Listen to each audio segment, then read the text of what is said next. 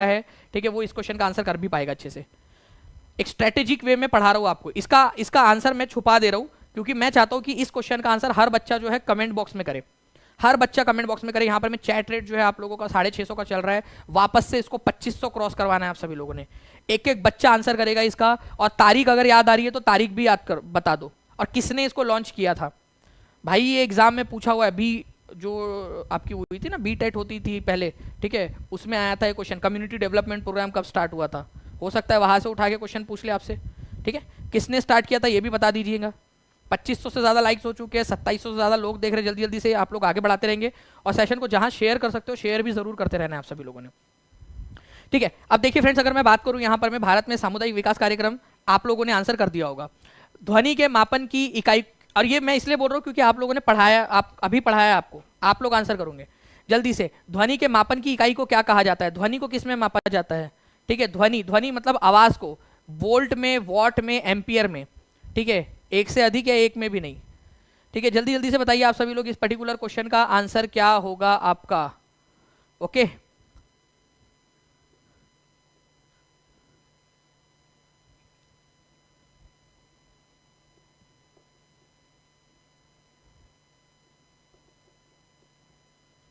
Okay तो देखिए friend, ध्वनि के मापन की इकाई को क्या कहा जाता है, वोल्ट, वाट, एम्पियर नहीं, डेसिबल कहा जाता है ना। तो आंसर यहां पर मैं आप लोगों को हो जाएगा नन ऑफ दी अबो। कितने लोगों ने none of the above answer लगाया है, ई, ठीक है, ई। काफी सारे लोग यहाँ पर में 1100 से ज्यादा बच्चे जो है यहाँ पर में चैट कर रहे हैं। ध्वनि के मापन की इकाई को क्या कहा जाता है, तो वोल्ट कहा जाता है। तो लंबाई, लेंथ जो है मीटर के अंदर में है। द्रव्यमान, मास, टाइम। ज्योति की तीव्रता कैंडेला में मापी जाती है। कोई है कि यहाँ ज्योति, ज्योति दिख रही है क्या आप लोग, देखो बोला कोई कमेंट में, ज्योति दिख रही है क्या आप लोगों को, ठीक है।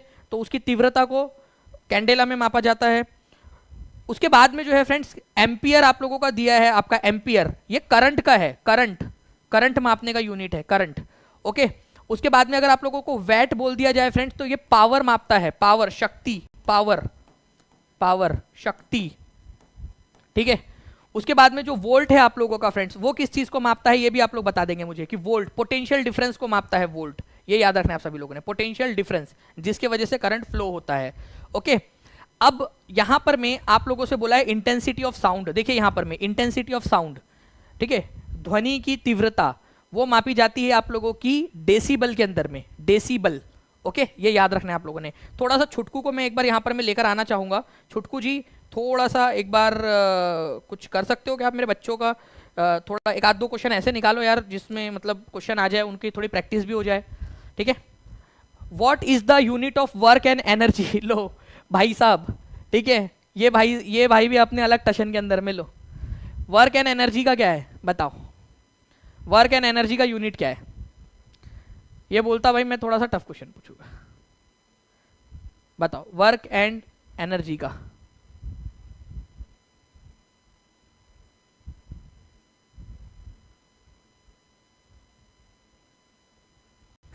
ठीक है, जूल, न्यूटन, पास्कल, वॉट। तो आंसर जो है फ्रेंड्स आपका हो जाएगा वर्क या फिर एनर्जी जो है, पहला ही आप लोगों का दिया हुआ था जूल जो है फ्रेंड्स, इसका आंसर आप लोगों का हो जाएगा, ठीक है। तो जूल के अंदर में आप लोग जो है फ्रेंड्स वर्क या एनर्जी को नापते हो। आप लोग यहाँ देख सकते हो वर्क और जो एनर्जी है आप लोगों का, ठीक है, जूल के अंदर में मापा जाता है इसको, जूल के अंदर में वर्क या फिर एनर्जी को, ठीक है। चलिए, तो ये थोड़ा सा आप लोग याद रखोगे फ्रेंड्स। छुटकू ने एक सवाल आप लोगों के लिए दागा है, तो इसको भी आप लोग थोड़ा सा कर लीजिए, हो सकता है ये आ जाए आप लोगों का, ओके। चलिए नेक्स्ट क्वेश्चन की तरफ में हम लोग आगे बढ़ते हैं फ्रेंड्स। आपका भारत के नए संसद भवन को देश को कब समर्पित किया गया, नया देश का संसद भवन, देश का नया संसद भवन, जल्दी जल्दी से आप लोग आंसर करेंगे। भारत का नया संसद भवन, और एक एक बच्चा जो है यहाँ पर मैं आंसर करेगा फ्रेंड्स। और जितने भी बच्चे जो लोग पूछ रहे हैं कि सर कोर्स कैसे ज्वाइन करना है, सिंपल सा है, ठीक है। 96978844 ये जो नंबर आपका नीचे में चल रहा है, या 7611101101 इस नंबर पे कॉल कर लीजिए, या फिर व्हाट्सएप कर लीजिए। अगर कॉल नहीं लगता तो व्हाट्सएप कर दीजिए, टीम आपकी मदद कर देंगी। व्हाट्सएप भी आप कर सकते हो इस नंबर के, इन दोनों में से किसी भी नंबर के ऊपर में, ठीक है। तो वो आप लोगों की वहां पर में हेल्प हो जाएगी।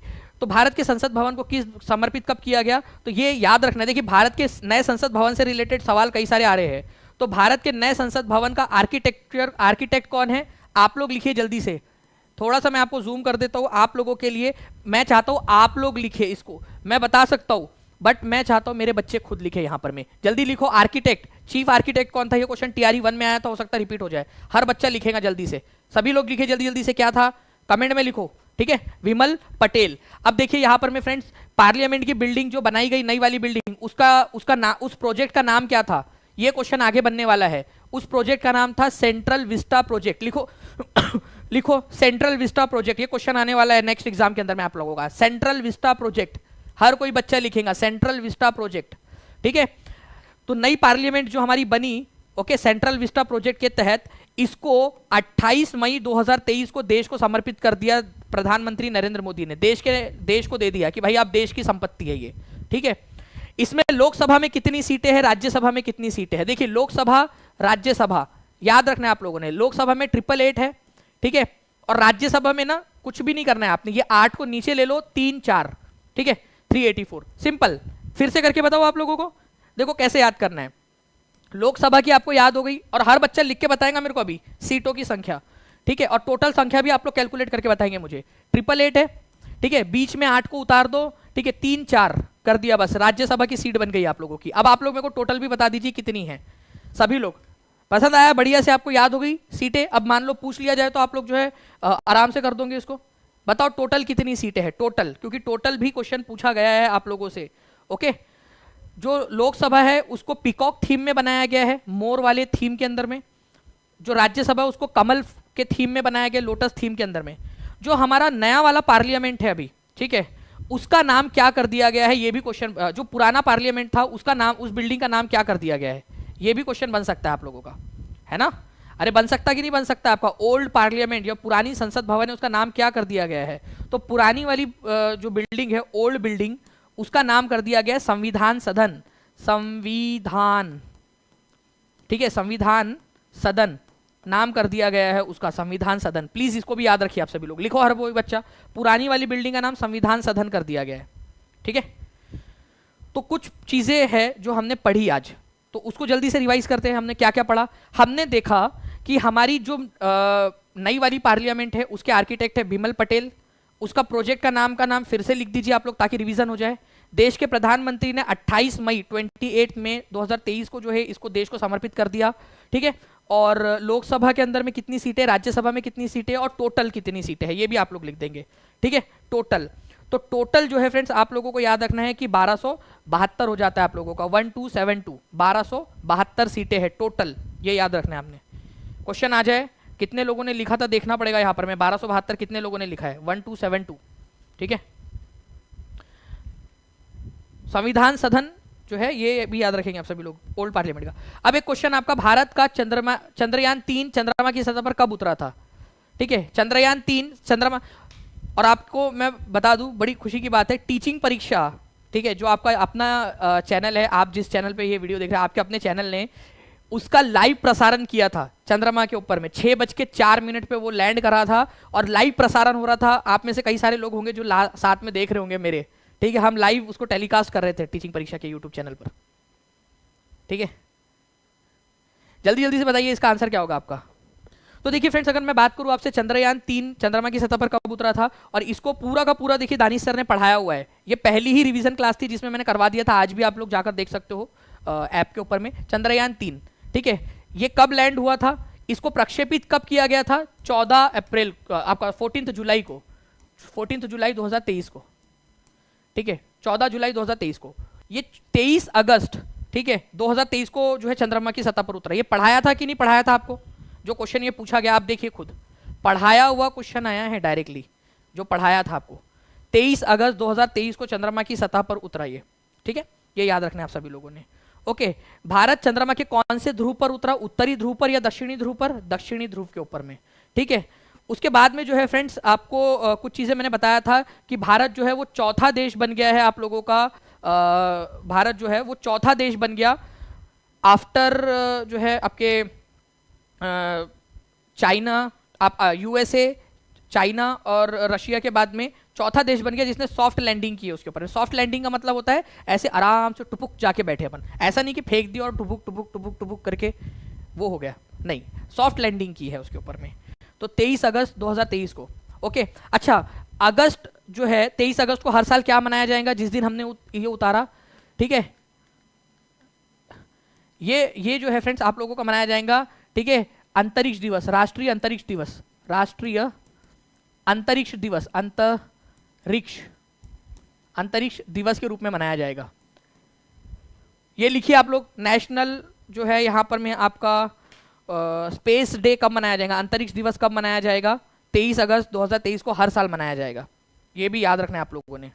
ओके, जिस जगह पे वो उतरा था उस जगह का नाम क्या रखा है, ठीक है, उस जगह का नाम क्या रखा है, ये भी क्वेश्चन बन सकता है। एक बार जो है फ्रेंड जल्दी से 2800 से ज्यादा आप लोगों ने लाइक्स कर दिए सेशन को, जल्दी से सेशन को लाइक एंड शेयर भी करते रहेंगे आप सभी लोग।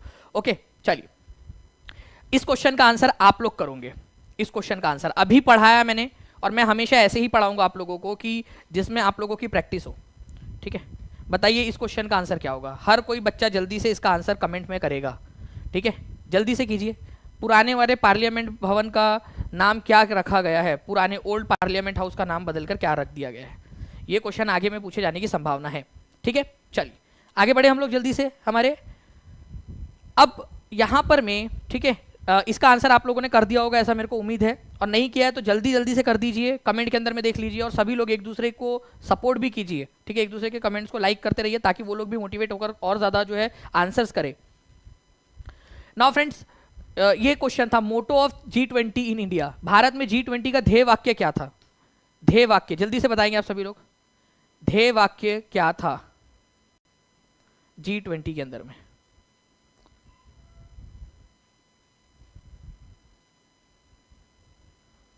ठीक है, थीम बोलो या ध्येय वाक्य बोलो, मोटो, जल्दी बताइए। सिंपल सा क्वेश्चन है, एकदम सिंपल सा, और मुझे लगता है कि आप लोग आराम से आंसर कर सकते हो। Motto of G20 in India is, बहुत बढ़िया। ठीक है, अब मैं आपको यहाँ पर मैं जो है फ्रेंड्स ये दिखाना चाहूँगा। ये देखिए क्लास की आपकी GIF, जिसके अंदर में हम लोगों ने इसको पूरा बाकायदा आप लोगों को एक एक चीज़ जो है यहाँ पर मैं बताया है, आपको पढ़ाया है। ठीक है, अब देखिए बोल भी रहा था कि इम्पॉर्टेंट है। जो मुख्य विषय है, थीम है वासुदेव कुटुंबकम, इंग्लिश में one earth one family one future बताया था।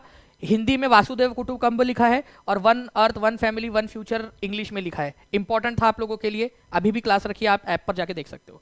ठीक है, तो देखिए यहाँ पर मैं हिंदी में वासुदेव कुटुंबकम दिया है उसने, ठीक है, और इंग्लिश में one earth one family one future.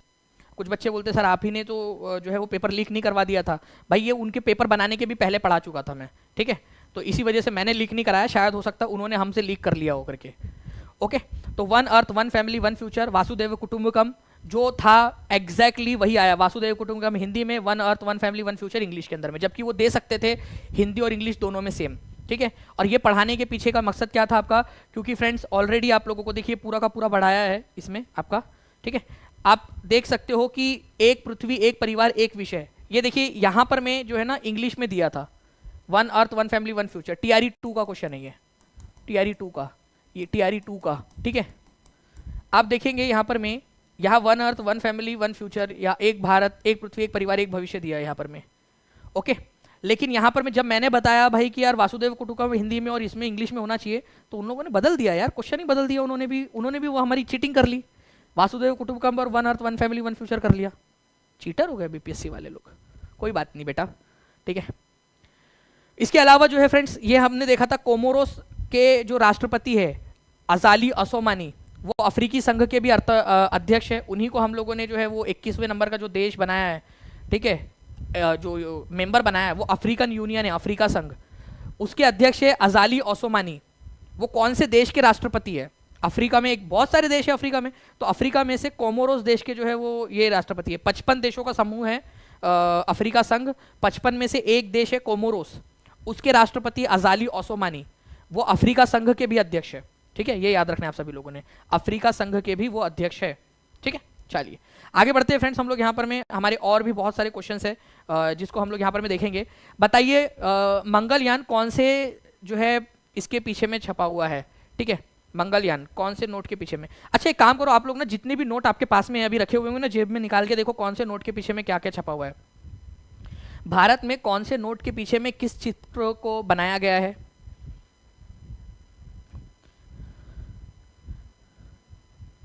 जल्दी जल्दी से बताते जाएंगे आप सभी लोग।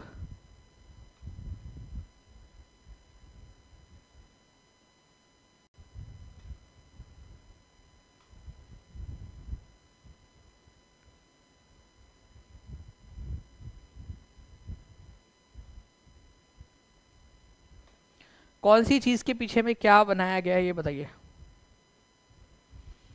पूरा का पूरा बता दो। 50, 100, 10, 200, 500 सब बता दो आप सभी लोग, इसमें कोई बड़ी बात थोड़ी है यार, आप फटफट फटफट बता दोगे आप सभी लोग जी।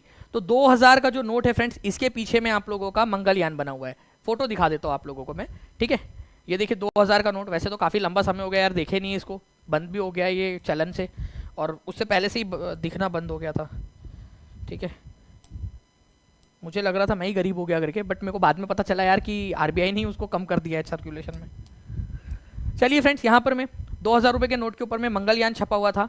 500 के रुपीज़ के नोट के पीछे में क्या है, तो उसके पीछे में है लाल किला। लाल किला है तो लाल red fort, Lal Qila red fort, ठीक है, लाल किला है, ये याद रखना है आप सभी लोगों ने। ओके चलिए, 200 रुपये के नोट के पीछे में क्या है आपका, बताइए जल्दी से। 200 रुपये के नोट के पीछे में, अब इतना खर्चा हो गया मालिक तो कर ही लेते अच्छे से ना, ऐसा क्वेश्चन पूछ रहा है मतलब। 200 रुपये के नोट के पीछे में क्या छपा हुआ है जल्दी बताओ, ठीक है। 200 रुपये के नोट के पीछे में बताइए जल्दी से। अब एक क्वेश्चन मैं आप लोगों से उल्टा भी पूछता हूँ, रानी की वाव कौन से नोट के पीछे में छपा हुआ है? एक्सपेरिमेंट भाई करते हैं यहाँ पर में, है ना। रानी की वाव, रानी की वाव, वाव मतलब वाव वाला नहीं है, वाव वाव मतलब होता है आप लोगों का बावड़ी या फिर वो कुआ टाइप का होता है बड़ा सा। रानी की वाव कौन से नोट के पीछे में छपी हुई है? नोट बताएंगे आप लोग, नोट। चलो उल्टा क्वेश्चन भी एक होना चाहिए ना। चलिए, तो 200 के नोट के पीछे में सांची का स्तूपा छपा हुआ है, सांची, सांची स्तूपा, मध्य प्रदेश के अंदर में रायसेन जिले के अंदर में सांची का स्तूपा। रानी की वाव 100 रुपये के नोट के ऊपर में, 100 रुपये के नोट के ऊपर में। सिंपल, कितना बढ़िया तरीके से आप लोगों ने आंसर कर दिया।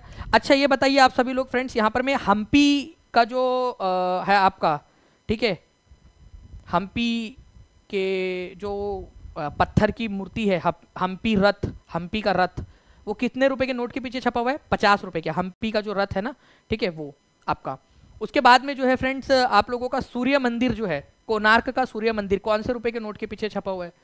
ठीक है, यहाँ पर मैं देखिए आप लोगों का जो दिया हुआ है उसके अनुसार आप लोग बता दीजिए। चलिए 50 रुपए के नोट के पीछे क्या है? हम्पी का, हम्पी की जो है ना आप लोगों का, हम्पी की फोटो है, हम्पी रथ, ठीक है, स्टोन का रथ जो है हम्पी का। और 10 रुपए के नोट के पीछे है आप लोगों का सूर्य मंदिर, कोणार्क का सूर्य मंदिर, सूर्य मंदिर, सूर्य मंदिर कोणार्क का, कोणार्क, ठीक है। तो ये इंपॉर्टेंट वाले पॉइंट है फ्रेंड जो आपको बता रहा हूं मैं, ये एग्जाम के अंदर में आएंगे आप लोगों के, ठीक है। अगर आपको लग रहा है कि इसी तरीके से मैं आपको बढ़िया तरीके से सारे के सारे पॉइंट्स बता दूं तो सेशन को लाइक एंड शेयर जरूर करेंगे और चैनल को सब्सक्राइब जरूर करते रहना आप सभी लोगों ने, ठीक है। चलिए आगे बढ़ते हैं हम लोग। यहाँ पर मैं आगे में हमारे पास में और भी बहुत सारे क्वेश्चंस है, उनको भी हम लोग देखेंगे, ठीक है, जल्दी जल्दी से, ताकि आप उनसे भी परिचित हो जाए और देखें कि इस तरीके के क्वेश्चन भी आप लोगों से पूछे जा रहे हैं, ठीक है। इसको याद रखना, ये कभी भी मैं रिपीट करके पूछूंगा आपसे। बताइए आप लोग जल्दी से, percentage of oxygen in atmosphere, ये भी क्वेश्चन आया हुआ है और बहुत इजी क्वेश्चन है। पहले 4 आप लोग बताइए मुझे जल्दी जल्दी से, और ये आपको करवाया हुआ है क्वेश्चन। पहले 4 आपको, पहले 4 बोला था डायरेक्टली, और मेरे को लगता है कि मैंने क्लास से सिर्फ 2, आपके पेपर के 2 दिन पहले भी रिवीजन बैच में करवाया था उसको, ठीक है। पहले 4 आपको याद करना है करके, ठीक है। तो आपका नो AC करके कैसा है आप याद रख सकते हो, नाइट्रोजन, ऑक्सीजन, ये ए से क्या है? आर्गन है, आर्गन, और फिर है कार्बन डाइऑक्साइड, ठीक है, कार्बन डाइऑक्साइड। तो ये 4, पहले 4 आपको करने ही करने हैं किसी भी कंडीशन के अंदर में। एनसीईआरटी में भी आप लोग देख सकते हो, दिया हुआ है आप लोगों का, ठीक है, कि पहले नंबर पे है नाइट्रोजन 78%, ये एनसीईआरटी का स्क्रीनशॉट आपका, ठीक है, 78%, ऑक्सीजन 21% आपका, डायरेक्टली एनसीईआरटी से लिया है, ठीक है। तो वो एक बच्चा था, कोई बोल रहा था सर वो अप्रोक्सीमेटली नहीं पूछा है, तो 20 पॉइंट समथिंग होना चाहिए, इसलिए नन ऑफ द अबव। अरे मेरे लाल एनसीईआरटी में दिया है 21%, ठीक है, तो उसको चैलेंज नहीं कर सकते, ठीक है। 21% आपका ऑक्सीजन, ठीक है, कार्बन डाइऑक्साइड 0.03% और आर्गन 0.93%। तो पहले 4 गैसेस का आप लोग जो है ना वो लिख दीजिए, पहले के 4 गैसेस का सभी लोग लिख देंगे, मेरे साथ साथ में लिखिए, लिखो ठीक है, nitrogen, oxygen, argon, carbon dioxide. ठीक है, लिखो ये कितना है आपका 78% है। लिखो मेरे साथ साथ में लिखना है, मेरे लिखने के पहले आप लोगों का लिख के हो जाना चाहिए। ऑक्सीजन है 21%, आर्गन कितना है 0.93%, ठीक है, और कार्बन डाइऑक्साइड है 0.03%। ये पहले चार आपको पता होने ही चाहिए, और बाकी के अदर गैसेस जो है वो बाकी बनाते हैं आपके। ठीक है, इस तरीके से भी क्वेश्चन बना जा सकता है। And thank you very much friends, आप लोगों का 3000 प्लस जो है यहाँ पर में लाइक्स के लिए आप सभी लोगों का बहुत बहुत शुक्रिया। और देखिए दोनों तरफ से मेहनत होनी चाहिए, आपके तरफ से भी मेरे तरफ से भी, और दोनों को ही जो है भगवान आगे बढ़ाते रहे। वायुमंडल की किस परत में हवाई जहाज उड़ाने की सबसे जो है फ्रेंड्स हवाई जहाज उड़ाने के लिए सबसे आदर्श परत है? ये भी हमने किया हुआ क्वेश्चन डायरेक्टली कि भाई वायुयान उड़ाने के लिए सबसे अच्छी परत कौन सी होती है, और इसको मैंने आपको TRE 1 के क्वेश्चन के साथ में जोड़कर पढ़ाया था। कितने लोग चाहते हैं कि अभी इसको मैं पूरा का पूरा इसका आपको एक बार वापस से करा दूं लेयर्स, क्योंकि इसमें से क्वेश्चन हर बार आ रहा है हर TRE में। अगर आप बोलते हो तो अभी के अभी करा देता हूं मैं आपको, अगर आप कहोगे तो अभी के अभी करवा देता हूं जल्दी से। ठीक है, अभी के अभी वायुमंडल की किस परत में हवाई जहाज उड़ाता है, उड़ाने के हवाई जहाज उड़ते हैं आप लोगों का, तो आप लोगों का जो है फ्रेंड्स स्ट्रेटोस्फीयर के अंदर में। ठीक है, समताप मंडल में। क्यों? क्योंकि यहाँ पर में बादल नहीं पाए जाते आपके ज़्यादा। ठीक है, बादल और मौसम संबंधी सारी घटनाएं शोभ मंडल में हो जाती है। ये सेकेंड नंबर की लेयर है आपकी, इसमें हो जाते हैं। ठीक है, तो हवाई जहाज उड़ाने के लिए सबसे अच्छी लेयर है समताप मंडल। NCERT बेस्ड क्वेश्चन है, आप देखिए ये करवाया था ये वाली स्लाइड आपको। समताप मंडल, यह परत बादलों और मौसम संबंधित घटनाओं से मुक्त होती है, इसमें बादल नहीं होते। इसके वजह से यह परिस्थितियां हवाई जहाज उड़ाने के लिए सबसे आदर्श होती है, आपको पढ़ाया हुआ।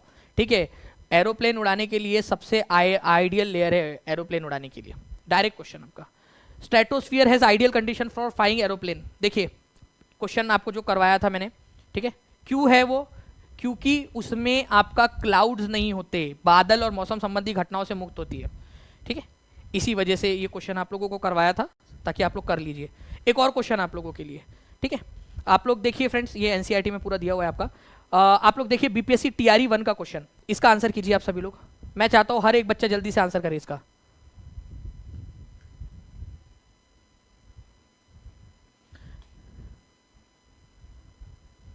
जल्दी जल्दी से आंसर करेंगे आप सभी लोग इस पर्टिकुलर क्वेश्चन का।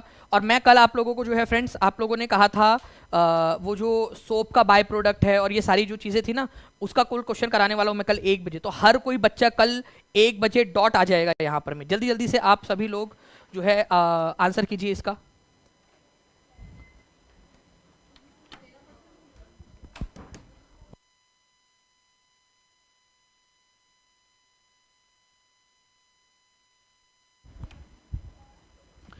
ओके, तो निम्नलिखित में से कौन सा विकल्प पृथ्वी की सतह से वायुमंडल की परतों के ऊपर में सही क्रम है?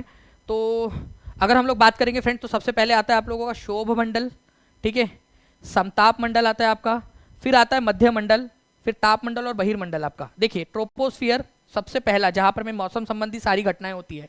एरोप्लेन उड़ाने के लिए सबसे अच्छी लेयर स्ट्रेटोस्फियर, और ओजोन की परत भी इसी में पाई जाती है। मेसोस्फियर मध्य मंडल आप लोगों का, ठीक है, जहां पर में उल्का पिंड आके जल जाते हैं, और सबसे ठंडी लेयर भी है, सबसे ठंडी। ये आया था कि नहीं आया था क्वेश्चन? ठीक है, TRE 2 में सबसे कोल्डेस्ट वाली, जल्दी से बताओ हाँ या ना, आया था कि नहीं आया था क्वेश्चन ये कोल्डेस्ट लेयर वाला? ठीक है, आपकी किताब कहाँ से मिलेगा सर? देखिए शाहिद इकबाल जी, जितने भी हमने ना उसको अभी उसको फॉर सेल नहीं रखा है। जो भी बच्चे, जो भी TRE वाले बच्चे जिन्होंने इतना भरोसा करके और इतना ज़्यादा जो है उनका प्यार है और इतना ज़्यादा वो जो है सम्मान दे रहे, इसी वजह से हमने जितने भी पेड कोर्सेज है उसके अंदर में उसको फ्री ऑफ कॉस्ट ऐसा गिफ्ट रखा हुआ है ई बुक्स को। वो थाउजेंड्स ऑफ रुपीज़ की वो बुक्स है, ठीक है। बाद में इन फ्यूचर जाके कभी उसको प्रिंट करेंगे, बट अभी ई बुक के फॉर्मेट में आप लोगों के लिए रखा है। थर्मोस्फियर और एक्सोस्फियर, थर्मोस्फियर को ही ताप मंडल भी कहा जाता है, बहिर्मंडल को ही ताप मंडल भी कहते हैं, ताप मंडल इसको, ठीक है। और फिर आप बाह्य वायुमंडल को तापमंडल कहते हैं, और बहिर्मंडल सबसे लास्ट वाला है जहाँ सबसे हल्की गैसेस पाई जाती है। तो बहिर्मंडल सबसे लास्ट में आएगा आपका एक्सोस्फियर, ठीक है। तो ए इज द करेक्ट आंसर, सोम मंडल, समताप मंडल, मध्य मंडल, तापमंडल और बहिर्मंडल, ठीक है। तो answer is option number A. अब इस क्वेश्चन का आंसर आप लोग कीजिए जल्दी जल्दी से, जल्दी से इस पर्टिकुलर मंडल का आंसर कीजिए। आयन मंडल जो है आपका, ठीक है, वो ताप मंडल जो है उसी के अंदर में पाया जाता है, ताप मंडल में, जो रेडियो ट्रांसमिशन में मदद करता है मनीष जी, ठीक है। तो ट्रोपोस्फियर जो है आपका आपका जो है, थर्मोस्फियर जो है आपका ताप मंडल जिसको आप लोग कहते हो ताप मंडल, इसी के अंदर में क्या होता है, ताप मंडल में आपका रेडियो वेव्स को ट्रांसमिट करने के लिए आइनोस्फीयर पाया जाता है। आइनोस्फीयर इसी में पाया जाता है, इसी का एक पार्ट है। जैसे मान लो ये लेयर है पूरी, तो उसमें एक पतली सी परत जो है वो आयनोस्फीयर की भी है, आयन मंडल की, जो रेडियो ट्रांसमिशन में मदद करती है। तो डी की जोड़ी 1 के साथ लगेगी, और डी की जोड़ी 1 के साथ केवल एक जगह पे लगी, आंसर खत्म हो गया। ठीक है, डी की जोड़ी 3.0 की बैच बाय करना है सर, हेल्प करिए रिवीजन बैच से। ठीक है शहजाद बिट्टू अंसारी जी, आप जो है वो नंबर जो है ना उस पर कॉल कर सकते हो, टीम आपकी बिल्कुल मदद कर देंगे। अगर कोई मतलब मान लो बात नहीं हो पा रही तो आप व्हाट्सएप कर दीजिए, वो बिल्कुल हेल्प कर देंगे आपकी। ओके, उसके बाद में फ्रेंड्स स्ट्रेटोस्फियर, ओजोन की परत इसी में पाई जाती है, आपको पता है ना, सेकंड नंबर की लेयर है ये, ओजोन परत इसी में पाई जाती है, सेकंड नंबर की। अच्छा, स्ट्रेटोस समताप मंडल के बारे में एक खास बात आप बताओ जो यहाँ नहीं लिखी है, वो आप लोग मेरे को कमेंट करके बताओ, देखते कितने लोग आंसर कर पाते हैं। ई बुक्स जो है आप लोगों का आपके कोर्स के अंदर में अवेलेबल है। स्ट्रेटोस्फियर जो है इसकी एक खास बात आप लोग बताएंगे, देखते कितने लोग जो है वो समझ पा रहे, उस लेवल पे जाकर सोच पा रहे। ट्रोपोस्फियर, शोभ मंडल जो है फ्रेंड सबसे लोअर मोस्ट लेयर है, आपकी सबसे निचली लेयर है, जहां मौसम संबंधी सारी घटनाएं होती है। ठीक है, बादल कोहरा यहीं पे होता है आपका। ठीक है जी, वेरी गुड फ्रेंड्स, बहुत बढ़िया। स्ट्रेटोस्फियर समताप मंडल जो है वो जहाज उड़ाने के लिए अच्छा है आप लोगों का। ठीक है ओके, उसके बाद में एक्सोस्फियर जो है आपका सबसे लास्ट वाली, सबसे अपर मोस्ट लेयर है। यहां पर में केवल 2 प्रकार की गैसेस पाई जाती है, हल्की वाली, सबसे हल्की गैसेस। आप नाम बताओगे सबसे हल्की 2 गैसेस का? कितने लोग बताना चाहोगे सबसे हल्की 2 गैसेस कौन सी है? आप लोग नाम बताइए जल्दी जल्दी से, देखते कितने लोग आंसर कर पाते हैं। सबसे हल्की वाली 2 गैसेस का नाम जल्दी से बताएंगे आप सभी के सभी लोग।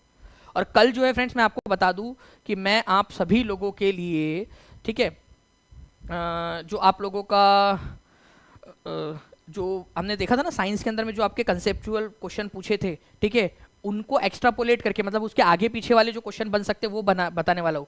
मतलब आप समझ लीजिए फ्रेंड्स कि आपका कल जो है बहुत ही इंपॉर्टेंट, ठीक है, जो है वो होने वाला है, आप लोगों की पढ़ाई होने वाली है आप लोगों की कल, बहुत ज़्यादा इंपॉर्टेंट। ठीक है, तो कल तैयार रहना है आप सभी लोगों ने। अब मैं आप लोगों को जो है बस एक और चीज़ आपको बताता हूँ मैं, ठीक है, कि भाई क्यों आपको टीचिंग परीक्षा का जो है सेशन देखना है, आप लोगों ने क्यों देखना है और अच्छे से देखना है, सारे सेशन देखने हैं आपने, ताकि आपका पेपर क्लियर हो। और आप लोग फिर बाद में सोचते हो कि पेपर क्लियर क्यों नहीं होता, मैं बताता हूँ। देखिए फ्रेंड्स, ये क्वेश्चन था, इस क्वेश्चन का आंसर आप लोग कीजिए, देखते कितने लोग आंसर कर पाते हैं। और मैं आपको चैलेंज कर रहा हूँ इस क्वेश्चन का आंसर करने के लिए। एज पर एनसीईआरटी आंसर करना है आप सभी लोगों ने। I challenge you to answer this question.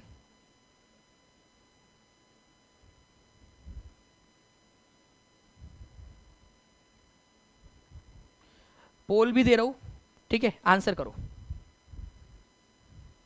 Poll भी दे दिया है, आंसर करेंगे।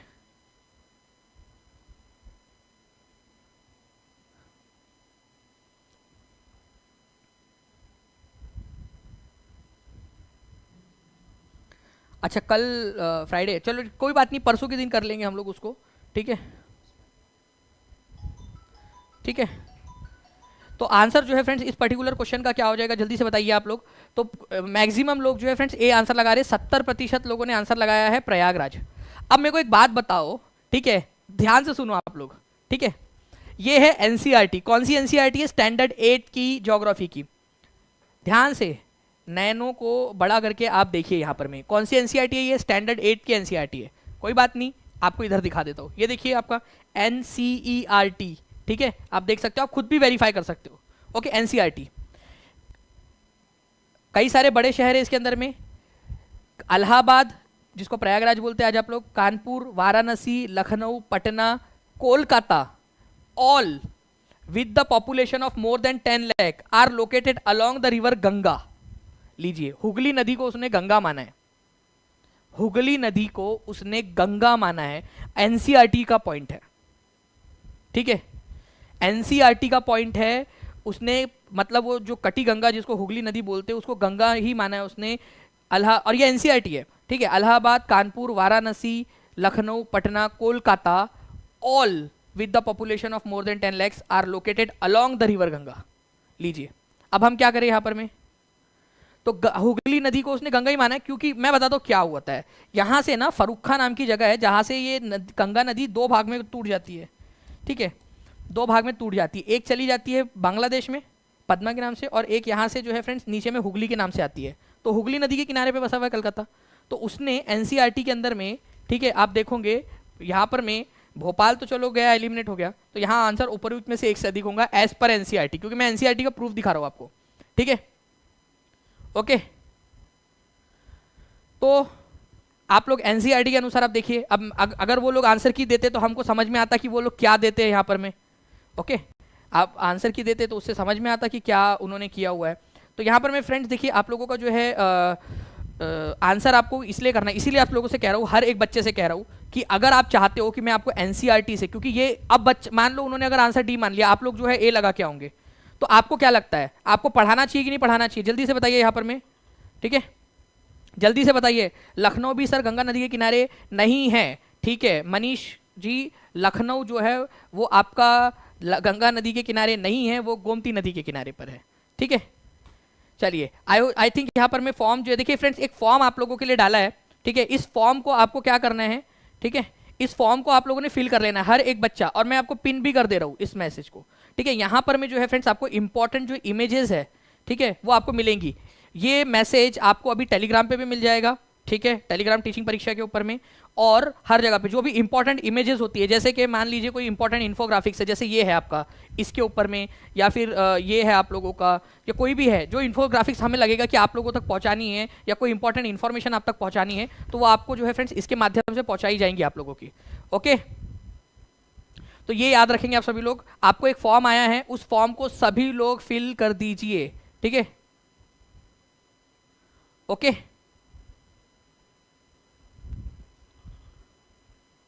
ओके, चलिए, तो बाकी जो है फ्रेंड्स मिलते हैं हम लोग हमारे इसके अंदर में। उसने जो है ना मनीष पूरा का पूरा जितनी भी उसकी ट्रिब्यूटरी डिस्ट्रीब्यूटरी है, सारा का सारा उसने वहां पर में दे दिया है, ठीक है। ट्रिब्यूटरी डिस्ट्रीब्यूटरी सारा का सारा जो है उसने उसी के अंदर में दे दिया है। इसी वजह से जो है वो वहां पर में हमें, अगर उसका आंसर आया होता तो हम लोग जरूर जो है आंसर, अगर उसका जो है आंसर की आई होती तो हम जरूर उससे देखते कि उसमें क्या करते हैं यहाँ पर में, ठीक है। यहाँ पर में देखिए आप, ठीक है, इस पर्टिकुलर इसके अंदर में उसने यहाँ लिखा है, ठीक है, इसमें the cities with the 10 lakh population more than are located along the Ganga, ठीक है। यहाँ पर में आप लोग देखिए, और लखनऊ जो लिखा है उसने गोमती नदी जो है, जो कि इसकी सहायक नदी है, आप देख सकते हो यहाँ पर में।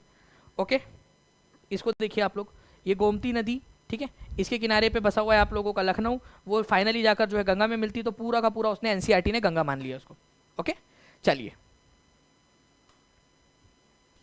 बाकी जो है फ्रेंड्स आप लोगों को जो है एक फॉर्म दिया गया है, आप उस फॉर्म को फिल कर दीजिए ताकि जो भी इंपॉर्टेंट इन्फॉर्मेशन है वो आपको मिल जाए। आप